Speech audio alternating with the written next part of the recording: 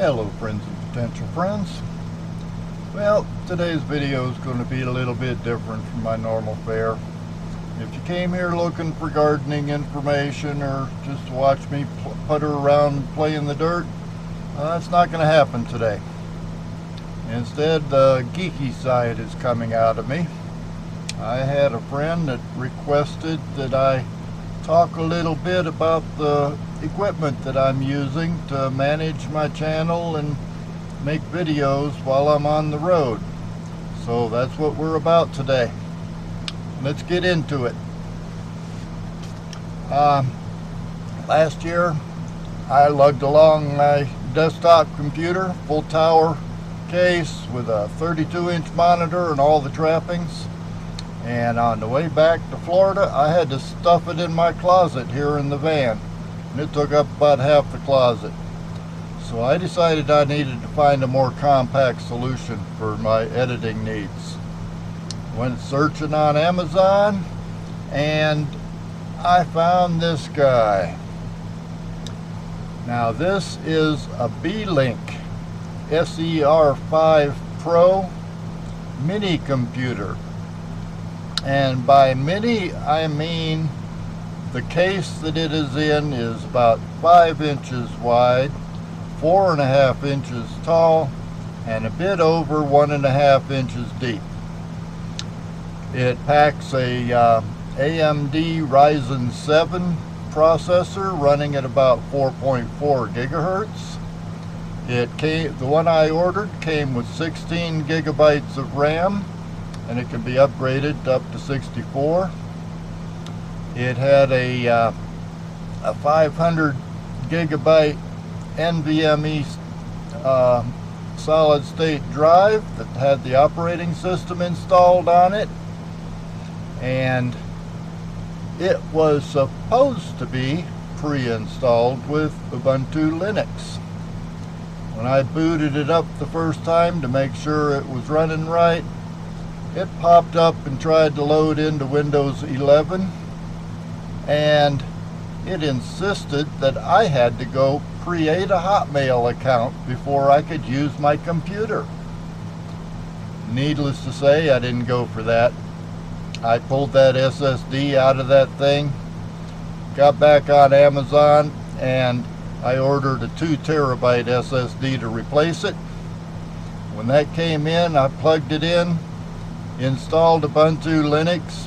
I'm running the 2022 long-term support version right now, and I started loading the other software that I used, and pretty soon I was up and running. And incidentally, while I was at it, I went ahead and ordered another standard 2.5 inch 2 terabyte solid state drive, because there's room for it in the case. It's even got its own cooling fan. So I wound up with a computer that is basically more powerful than the desktop I had last year. This new one runs 8 cores. Each core runs 2 threads, so it's the equivalent of a 16-core processor. The one I used last year was a 12-core processor. 6 with 2 threads on each. And I think this new one is a little bit faster, not by much, but basically any more clock speed really doesn't matter. So it's a powerful machine, supports all the wireless protocols. It's even got a gigabit Ethernet card plugged into it. Has multiple USB ports. It actually can support up to 3 monitors. It's got an HDMI output, a DisplayPort output, and a USB Type-C output for up to 3 monitors. So I don't know where I'd store them in this van. I'm kind of cramped for space as it is. But it's a powerful machine, and at the same time that I purchased that, I also purchased this. This is a 24-inch 12-volt TV / monitor. I settled for a 24 because I wasn't really sure how well I could store a 32.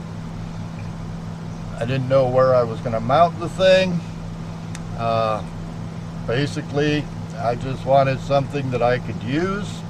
It could support my eyeballs, and it wasn't a laptop.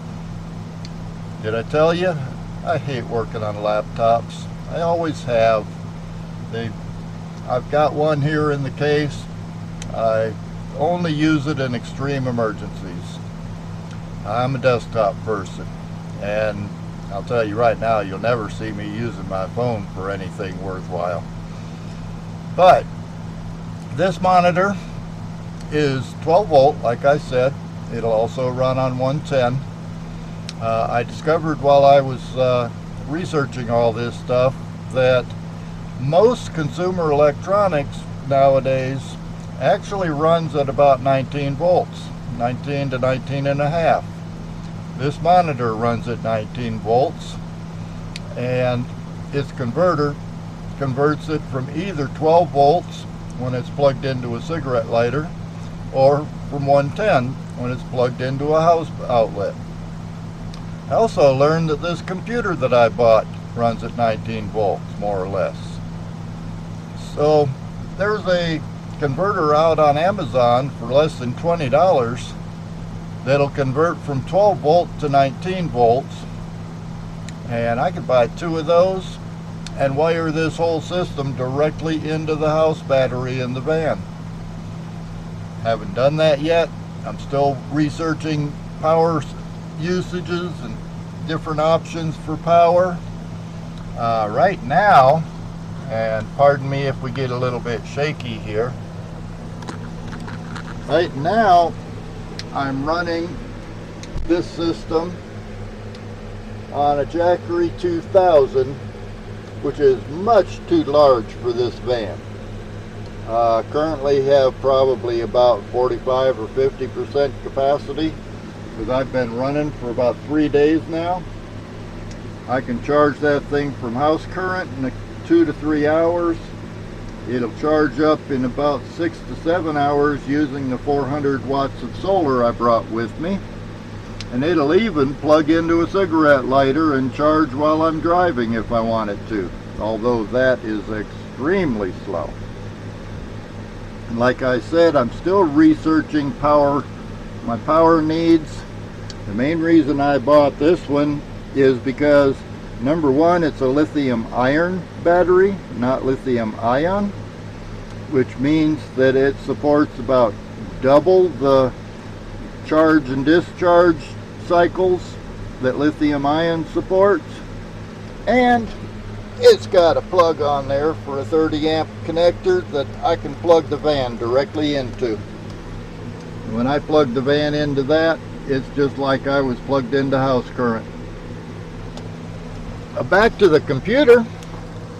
Let's spin around the back of this computer and let's see, make it a little bit easier. I'm going to put the main camera up there so I can kind of see what I'm looking at. And right there, mounted to the back of the monitor, is my desktop equivalent. You can see it's got USB and HDMI cables coming out of the bottom and going into the top. There's a dongle on there that supports my wireless keyboard and mouse. Like I said, it's about 5 inches wide, 4.5 inches tall, and just over 1.5 inches deep. And that includes a 16 core processor, a 2000 megahertz or gigahertz, no, 2000 megahertz I think it is, video card. It's a Radeon card. All of the Wi-Fi and Bluetooth and all that good stuff, and 4 terabytes of internal storage. Mounted it to the back of the monitor primarily so I wouldn't lose it. I mean, that thing is basically about half the size of a cigar box. You could put 2 of those into a cigar box probably. But it's a nice little system. It does everything I want it to do. And just to give you just a quick and dirty example of what it can do, let's go over to a new desktop. And right down here is my Cinelera video editor. This is my editor of choice running when I'm running in Linux, which is all the time, by the way. And when I double click this thing, there's the editor. Ready to go. I can go and load files. Here's a test file I did earlier. Drop it down onto the timeline, and I'm ready to do some editing.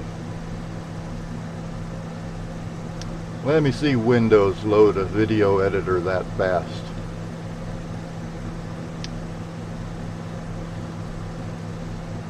So, bottom line, if you're a mobile content creator, say some of them people that are in the van life genre, something like this might very well work for you. It uses hardly any power. I didn't mention, but that using that Jackery, I can run this system the way I usually run it, which means 4 to 6 hours a day minimum, for about 5 days before I have to recharge the Jackery. And that includes, charging my cell phone, other batteries, the drone batteries, camera batteries, all of that good stuff. So it is a good system. It's fast. It's not a laptop, and I personally love it, so I have to recommend it. I just can't resist. But in any case, that's the system I'm using when I'm on the road. I'll probably be making improvements over the years, although at the moment I don't know what really needs to be improved. But for now, I'm satisfied, and it's worth checking out, and I'll see you next time.